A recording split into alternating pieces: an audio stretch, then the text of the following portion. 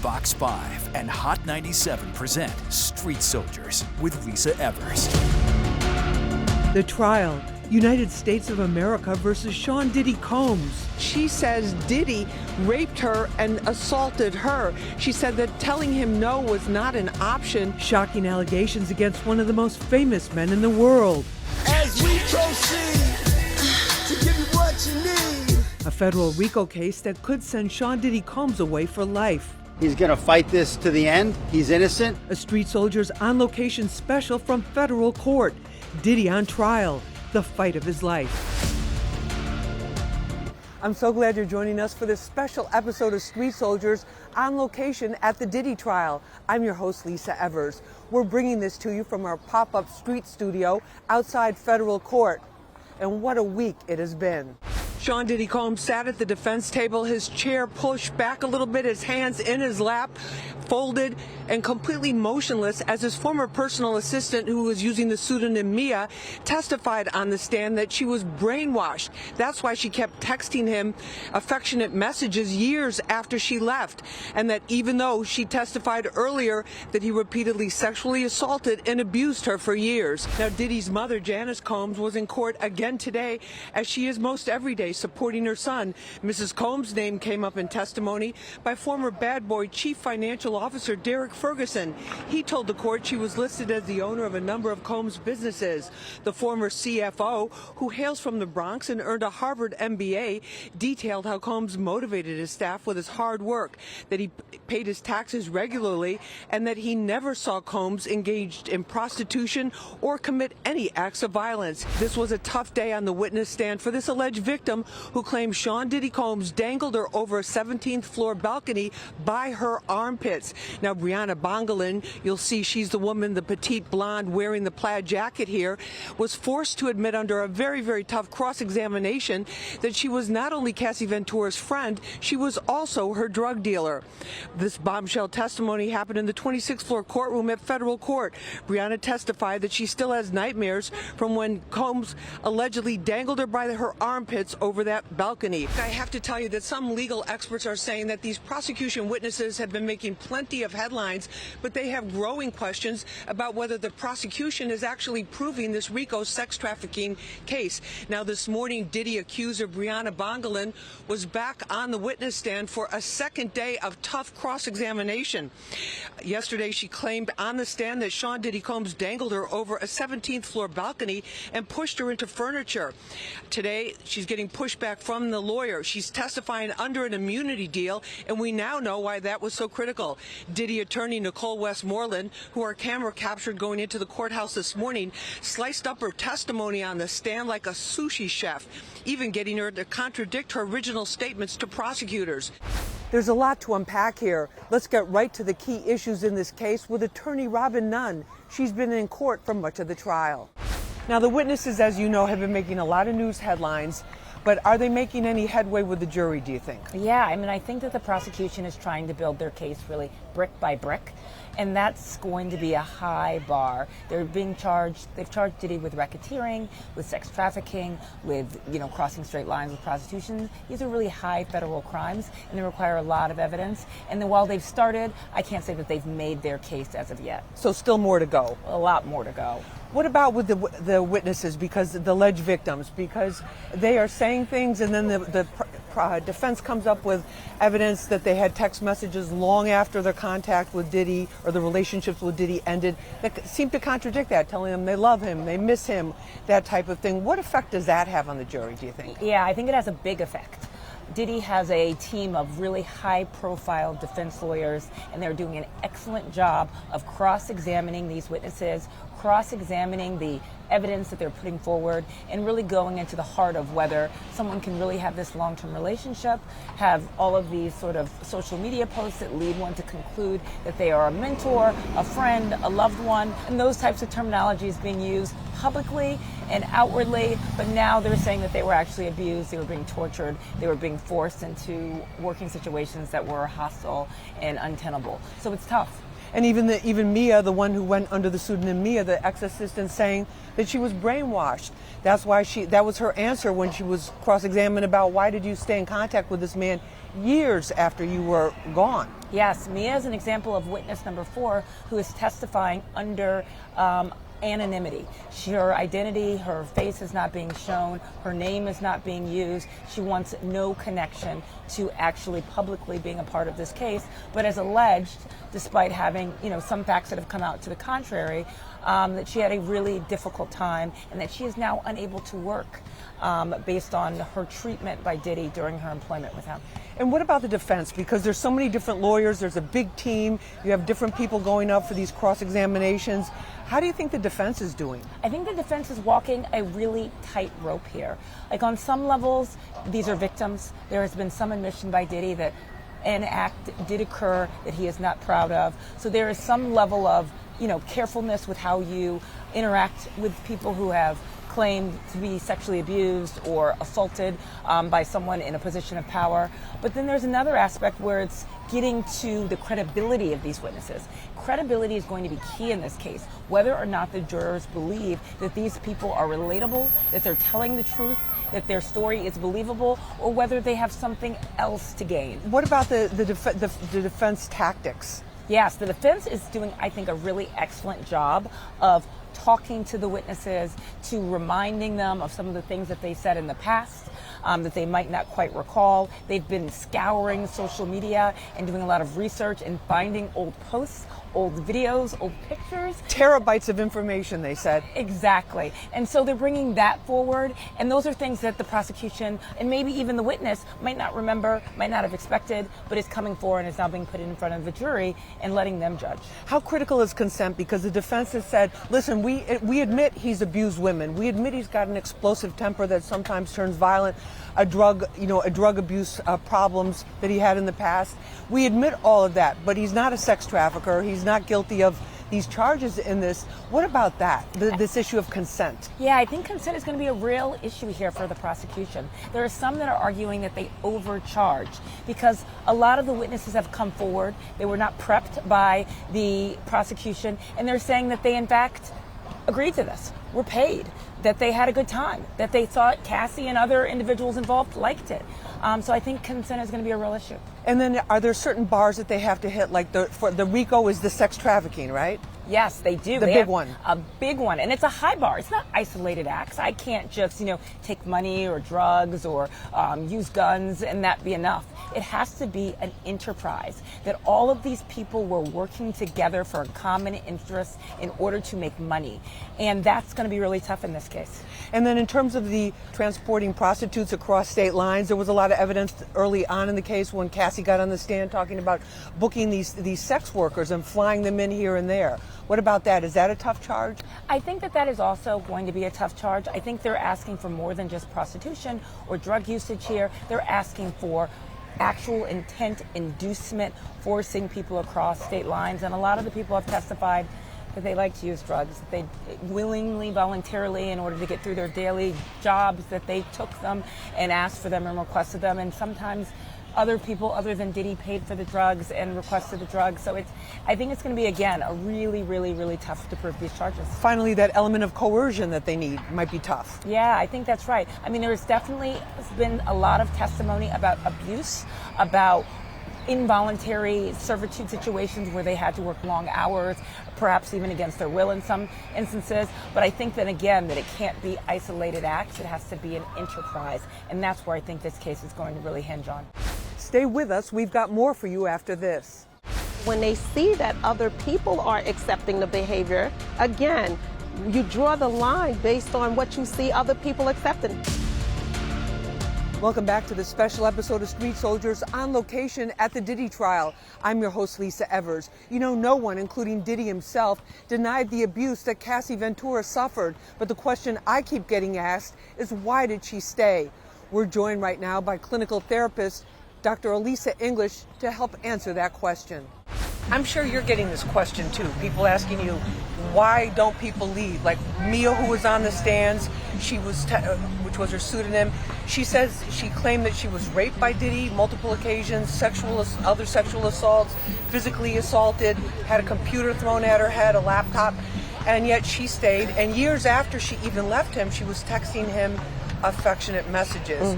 Why do you think that is? She said she was brainwashed. Is that a real thing? Well, brainwashed is in fact a real thing. It falls under emotional abuse, and so when you're involved with someone, it can be in all sorts of circumstances: religion, jobs, interpersonal relationships, personal relationships. You begin to believe that toxic and inappropriate behavior is normal, particularly when people around them or the abuser are also validating that person. So it's difficult. You start to feel like the outsider. You're not the one who is sort of going along with everyone else, but you feel like if you refuse to go along, if you don't go along, that in some ways you're going to be, sort of outcast, or you're not going to be taken seriously. And you feel like there's going to be some level of retaliation. So people have a lot of fear around that. Right. And then what about Cassie Ventura? You heard a lot of the testimony. You saw that story. She was physically abused. Diddy admitted that his team admitted that in court. He admitted it on social media. And yet she stayed with him for many years, and on numerous occasions, like after the 2016 hotel beating, she was asked by the security, do you want us to call police? We'll call police right now. She said, no, I don't want to talk to police. And there were other examples of her not talking to police. But what about the fact that she stayed, and even after she left him after all of that, was still texting him, I love you, I need you, and things of very graphic nature. Yeah, well, when it comes to her, she had an emotional attachment to him. There were certain things that they shared in common. She admittedly spoke about some kind of substance use between the two of them. There was also a heavy level of financial, support that he was providing to her. So there is a level of accountability, but at the same time, it was very difficult for her to find her way out of a situation like that. We tend to validate people and make excuses for bad behavior when there's some kind of reward in it for us. And so, we don't want to take any blame away from her. We also don't want to shame her for whatever experiences she was engaging in. But at the same time, she was young, she was growing, she had to come into herself. Sometimes it takes a long time for people to come up with an exit plan and an exit strategy. And that takes time. Even after the exit, people always believe in change. And isn't that wonderful? But at the same time, it's not right for people to take advantage of other people. And in this case, it sounds like, admittedly, given that he settled the case with her, that he felt a sense of responsibility for taking advantage or using his power in a way that hurt and harmed other people. So you're a strong proponent and advocate for mental health. So where do we draw the line between control and support? Where does a woman draw the line between a guy who's trying to help her, or give her, a helping hand in her career, and then actually taking control down to the point where, no, you can't wear this dress, or you can't wear that outfit, or you can't hang out with this person? Like, where's the healthy line in your opinion? How do we know that? Your healthy line is when you have a healthy understanding and respect for yourself. And so you know your level of tolerance, what you want to have in your life, what you do not. And so you have to take accountability at some point to say, no, this is where I draw the line. Can you become comfortable in a situation? Absolutely. Can you have fear about moving out of a situation? Absolutely. But there's that healthy line or boundary is within you. And let's also remember that people have certain levels of cognitive deficiencies. And so what happens is we don't always know, and we're not speaking about the victims here, but maybe they don't always have awareness around what that boundary is because of whatever childhood experiences that they have gone through. So it takes them time to figure that out. Also, when they see that other people are accepting the behavior, again, you draw the line based on what you see other people accepting. This is a guy who's been given all sorts of accolades in our society, right? Rewards, recognition. And so how do you then say, this is unhealthy for me? She admittedly loved and enjoyed the experiences, but at the same time, she did not deserve or want the abuse. Real quick, as we wrap up here, what do you think women who've been raped or been sexually assaulted need to do? They need to seek help. They need to have their family close to them because oftentimes perpetrators like to isolate people. And the one thing they do is keep you away from your family and friends because they're usually your voice of reason. So the first thing they need to do is get back in touch with their trusted and circle of love, right? And then figure out a way to their exit strategy. Don't go away. We'll be right back after this. Welcome back to this special episode of Street Soldiers on location at the Diddy trial. I'm your host, Lisa Evers. You know, nowhere is the interest stronger in what's going on here at federal court than in the hip-hop community. We're joined right now by hip-hop journalist Mark Elibert, who's going to give us some insight. Is it just me, or do you feel like there's a shortage of real hard facts that we would normally use to tell these stories in this case? Yeah, there is. I feel like it's a lot of he say, she say that's going on right now, and it's only like 3 or 4 weeks into the trial, and we don't have all the facts that are out there. And, you know, there's a lot of allegations out here, a lot of serious, heinous allegations, and people are just quick to say, oh, yeah, he did this, he did that, and we're seeing his career fall apart because of that. And I'm not saying, like, you know, he didn't do it, but it's like we can't pass judgment on somebody if we don't have stone cold hard facts. Also, too, like the prosecutor said, okay, 20 years of crimes allegedly committed by Sean Diddy Combs, and the only one who did call the police was Kid Cudi when he thought his home was broken into and saw his car. Yeah. It's crazy. I mean, again, we have to get as much as the stone cold hard facts so that we can actually determine, well, not us, but the court can determine. And then when it comes time for public perception and the public determining what they want to view him as, then we can do that. And there's so much going on. So it's like, I'm just trying to understand why people are just, you know, trying to pass judgment so quickly. Like a rush to judgment. Exactly, yeah. So what about, in terms of the hip hop community as a whole, do you feel like people have amnesia about his accomplishments? You know, I grew up with Diddy. You know, I will say this, he was one of my idols and one of the people that I looked up to as a young black man in Harlem, New York, that, you know, was trying to make it out here. And, you know, I remember what he did for us and hip hop music and music in general and pop culture. But we're in a generation now where it's like, it's more of like, oh, let's make fun of people and let's make people meme worthy. So it's not that they're like forgetting what he did. They're taking what he did and then trying to flip it and flip the story and try to tell a different narrative now. Like, I thought about this yesterday. Like, if a mother wants to go buy baby oil, you know, they might look at the cash register, the person ringing them up, and think of Diddy automatically. And, you know, it's just a natural thing right now. A lot of people are trying to change his character. It's not amnesia, it's more so like, you know what, he did a bad thing. And that goes with people passing judgment so quickly. It's like, all right, he did something, regardless of the facts, we're going to make him that person and turn him into this monster that we can't really say yet until we come down to the facts and what's going on in this case. Right, and he's pleaded not guilty to the sex trafficking, to the racketeering, to the prostitution, all of these different charges. But what about the coverage? Because you're talking a little bit about that. Talk with us about that, like what you see, because as a journalist, you have to stay on top of what everybody's saying. It's like, what kinds of threads of thought or trends do you see happening? I'm seeing a lot of people rushing to get those headlines, and that's a very dangerous thing to do in the journalism industry. As journalists, as I'm sure you know, Lisa, we can't fully cover on something unless we get the stone cold facts. If we don't have that, then we're considered sensationalism and just putting stuff out there for clickbait. And, you know, that separates, I hate to say this separates the major players from the people who are happy to be here. People are getting these notes and they're trying to submit it over as quick as they can. And whatever they hear, they tell their editor or whoever's, you know, writing it down for them. And then I guess to add that little boost, you know, let's pump it up a little bit more. And it's just like, guys, we can't do that. We can't do that. What about in terms of the women and the accusers? What are people saying about them?